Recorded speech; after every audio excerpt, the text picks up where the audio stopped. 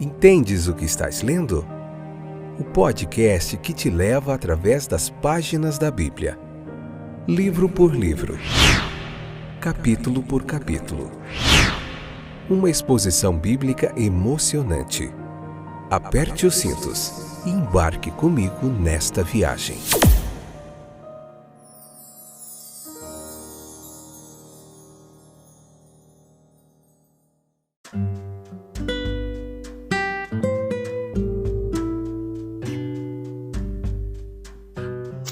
Olá, povo querido de Deus, povo abençoado, animado para estudar a palavra de Deus. Eu estou de volta, eu sou o Fábio, tudo bem com vocês? Espero que sim. Vamos continuar no capítulo 4 hoje, a parte 3 do Evangelho de Marcos, episódio de número 456. Essa que é a 6ª temporada onde a gente está vendo o Evangelho de Marcos capítulo por capítulo, tudo bem? Vamos lá então? A gente viu bastante nos outros episódios, nos 2 outros, sobre a parábola do semeador. Hoje a gente vai ver a parábola da semente. A gente vai fazer um paralelo. Na outra tinha um foco mais no solo, agora tem um foco mais na semente. Todas elas aqui no capítulo 4. No episódio 3, no episódio 4 também a gente tem um pouquinho do Jesus acalmando a tempestade. Enfim, a gente vai ver tudo que o capítulo 4 tem para nos ensinar. Beleza? Vamos lá? Animados, animadas? Então vamos lá. O reino de Deus, ele é ilustrado por parábolas, meus queridos. Nenhuma parábola contém toda a verdade em si. Portanto, por muitas parábolas, Jesus falou a palavra à multidão. Essas 2 palavras que Marcos apresenta, elas estão relacionadas. É aquela que nos leva a pensar no papel que a terra desempenha ao produzir frutos. Então, o poder, como antes vimos, o dever do coração humano de receber e nutrir a semente e de produzir seus devidos resultados. A outra ensinando a história da pequena semente quando recebida no solo adequado. Esta parábola aqui, ela é simples e muito bonita, cheia de rico ensinamento. Ela abrange toda a história da semente no coração, desde a sua semeadura, passando por seus estágios de crescimento, até o seu amadurecimento e colheita. Veja que o coração humano é a terra adequada para a semente celestial, mas um tipo de semente, a palavra, é nomeada. Veja que toda verdade sagrada ela pode encontrar um lar no coração do homem. Muitos semeiam em seu nome, em sua direção. Pais, pregadores, professores, escritores, amigos. Mas a verdade, uma vez semeada no coração, ela deve ser deixada à influência do céu. Dias e noites se seguem. É necessária uma espera paciente, pois o crescimento dos bons princípios é lento e a fecundidade perfeita não é imediata. A lição da paciência, ela se esconde silenciosamente aqui nas palavras da parábola. Aquele que faz com que as sementes da terra cresçam, rompam ali, germinem e morram, e do germe oculto brote uma nova vida, traz a verdade à lembrança, desperta o pensamento adormecido, ela desperta a consciência indolente, carrega a convicção no fundo, de onde brota a fé a ser seguida. O crescimento, ele mantém o seu próprio caráter distintivo, sendo, no entanto, afetado pela natureza do solo, a terra que dá fruto por si mesma. A progressão da vida espiritual, ela pode ser ilustrada como o crescimento do campo. Tem uma relação imediata com a parábola anterior. Essa parábola aqui do versículo 26 ao 29, ela pode ser muito apropriadamente chamada de um crescimento secreto. Ela é registrada por Marcos aqui e é peculiar ao seu evangelho. A sua relação com a parábola do semeador que a precede é algo do seguinte tipo. Veja, entenda e compreenda. A parábola anterior, ela descreve o solo, ou vários tipos de solo, e esta descreve a semente. A primeira parábola, a qualidade do solo e esta vitalidade da semente. Olha lá. O reino dos céus é uma expressão muito frequente nas escrituras sagradas. E nós lemos que o reino dos céus não vem com observação, isso é, com a exibição externa.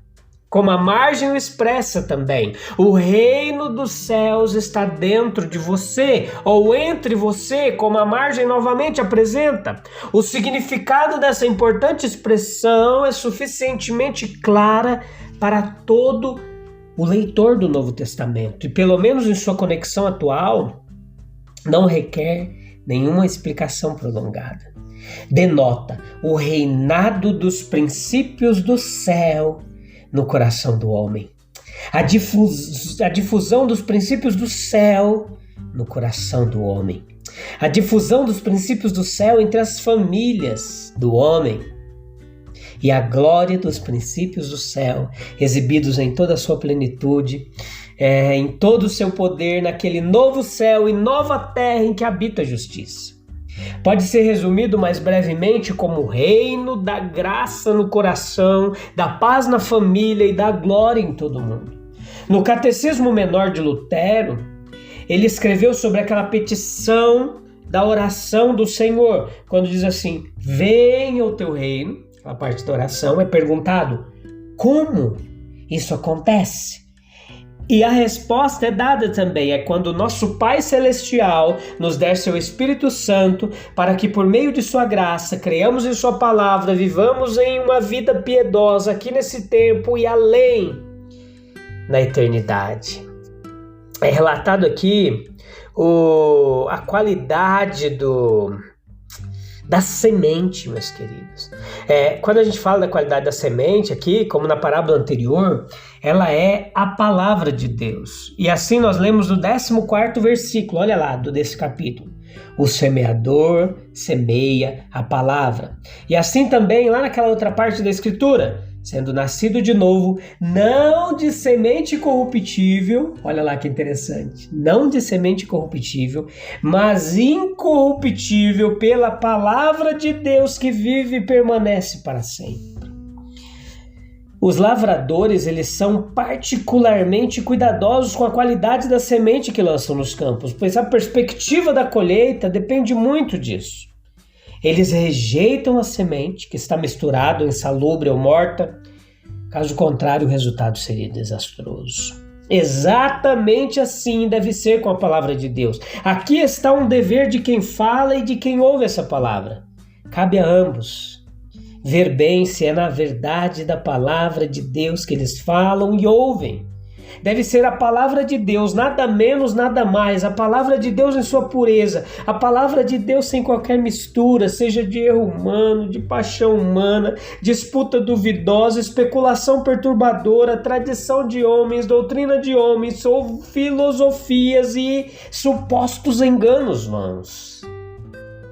Essa palavra também deve ser falada fielmente, não manuseada enganosamente, pois não devemos falar com o único propósito de agradar a homens, mas a Deus, que prova nossos corações. E todo o conselho de Deus deve ser declarado e nenhuma parte retida, a sua força também não deve ser enfraquecida, assim a verdade, como é em Jesus, deve ser exibida fiel e plenamente, clara e abertamente, onde o apóstolo, depois de afirmar que o verdadeiro e único fundamento é Jesus Cristo, ele passa a dizer: ora, se alguém edificar sobre este fundamento ouro, prata, pedras preciosas, madeira, feno, palha, isto é, doutrinas mais ou menos sãs, ou práticas mais ou menos consistentes, o fogo provará a obra de cada homem de que tipo é. Então, a adaptação da semente ao solo é outra questão aqui importante, pois na agricultura natural os homens se esforçam para obter sementes adequadas ao solo. Nem todo tipo de semente se adapta a todo tipo de solo. Semente adequada para um tipo pode não ser adequada para outro, e assim é também com a palavra de Deus semeada no coração do homem. Os descuidados devem receber a palavra para serem despertados. Os não despertos devem ser despertados. Os indiferentes devem receber a palavra para serem alarmados. O ignorante deve receber a palavra novamente, ser instruído. O tímido deve ser encorajado. O presunçoso repreendido. Os tentados fortalecidos contra a tentação. Os fracos fortalecidos. Os tristes consolados no seu tempo de angústia. Os que apostataram ou foram surpreendidos em uma falta devem ser restaurados no espírito de mansidão. Os que já estão no caminho da santidade, santificados, edificados. Os que estão mornos, trazidos de volta ao primeiro amor e as graças de todos vivificadas. Para esses vários propósitos, há suficiente no tesouro da palavra de Deus. E desse tesouro devem ser trazidas coisas novas e velhas. A parte do homem é semear a semente. Este é seu dever claro. Esta é sua preocupação palpável e sua parte prática do negócio. Ele não tem que fazer a semente ou manufaturar a semente ou se intrometer de forma alguma na produção da semente. Esta era uma tarefa muito acima de sua capacidade e além de seu poder. Nós insistimos na necessidade indispensável de lançar a semente no campo e também de semear a verdade no coração humano. Afirmamos, meus queridos, aliás, que há necessidade de diligência em realizar essa parte da operação que é trabalho e dever do homem. Deve haver influência divina, bem como trabalho humano, pois no versículo 27 nós lemos que o lavrador, depois de semear a semente, ele pode dormir à noite, levantar-se de dia enquanto a semente brota e cresce. Ele não sabe como. E aqui, em primeiro lugar, nós devemos observar a vitalidade da semente. Veja que ela brota. Deus deu a ela essa energia vital no início e tão maravilhosamente poderosa essa energia que quando depositada na terra sob as condições adequadas, normais, ela brotará, ela crescerá. Existem dois elementos de crescimento no mundo natural: a semente, a chuva. Do primeiro, em relação à semente, no solo, ela depende do trabalho do homem. Agora, em relação à chuva, aí é um presente de Deus. Mas um age sobre o outro, enquanto a operação conjunta resulta numa vegetação saudável. A semente fornece o material, a chuva é o agente frutífero, a chuva dá eficácia à semente, a semente se expande pela ação combinada do sol, da chuva. Na lavoura espiritual, meus queridos, a semente é a palavra, a chuva é o espírito, a palavra tem vida, mas o Espírito de Deus é necessário para desenvolvê-la. Sim, sem o Espírito a palavra permaneceria inerte. Pelo Espírito ela torna-se produtiva. A palavra é o germe da vida espiritual, o Espírito a revela e vivifica. A terra produz frutos de si mesma. Deus, em sua organização sábia e poderosa de nossa terra, deu-lhe esse poder. Em obediência ao seu comando original, em virtude do poder original concedido, a terra produz grama e erva que produz semente conforme a sua espécie, a árvore que produz frutos conforme a sua espécie. A terra produtiva ainda retém o poder que Deus a princípio imprimiu nela, e Deus ainda está em dívida por sua produtividade. Conforme lemos, ele rega as colinas de suas câmaras. A terra está satisfeita com o fruto de tuas obras. Ele faz crescer a erva para o gado e a erva para o serviço do homem, para que ele tire da terra o seu alimento.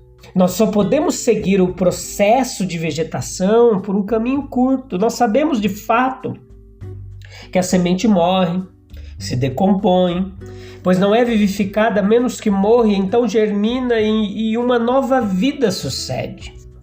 Mas todo o processo ele se torna de certa forma misterioso, pois é invisível, está escondido do escrutínio do homem, muito acima da compreensão do homem. A fé do lavrador repousa seguramente na lei estabelecida da fertilidade da terra, produzida e promovida como é pelo grande poder de Deus, enquanto a sua paciência é justificada pela uniformidade de tal lei natural. O lavrador, ele espera pelo precioso fruto da terra, ele não sabe como. Há muito conforto nessa certeza, muito também para fortalecer a fé e iluminar a esperança. Embora todo o nosso cuidado não faça com que a semente cresça, embora não possamos dar poder à palavra, embora somente Deus possa torná-la eficaz, embora devamos esperar pacientemente por sua influência, embora o processo seja misterioso e si mesmo e oculto aos olhos do homem, no entanto, podemos tolerar toda ansiedade prejudicial, renunciar a toda impaciência indecorosa, deixando a questão inteiramente para Deus. Devemos ter o cuidado para não representar o papel daquelas crianças tolas que arrancam suas plantas ou flores de vez em quando para examinar as raízes e inspecionar o processo de crescimento. Embora não possamos, meus queridos, desvendar os processos internos da graça de Deus no nosso interior, mais do que os da natureza, nós não precisamos temer qualquer falha nesses processos. O que é exigido de nós é usar corretamente os meios, instrumentos, tudo que está ao nosso alcance, sem interferir com o que está muito acima de nós ou muito abaixo de nós. E podemos nos sentir plenamente convencidos de que se trabalharmos no Senhor, o nosso trabalho não será vão. Então é isso que a gente está fazendo aqui. A semente está sendo lançada e o Senhor vai preparando os solos adequados aí para recebê-la, para a semente germine e dê muito fruto, tá bom? A gente se encontra no próximo episódio, ainda tem muitas lições interessantes, edificantes neste capítulo do Evangelho de Marcos. A gente se vê no próximo episódio, se Deus quiser. Um abraço, até lá. Deus abençoe a todos nós. Tchau, tchau.